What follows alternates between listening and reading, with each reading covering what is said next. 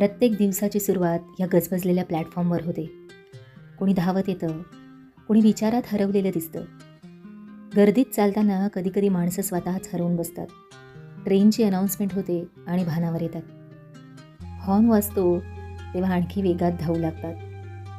काहींना ट्रेन मिळते, काहींना मिळत नाही. काही मागेच उरतात आणि मग या अधुऱ्या नजरा.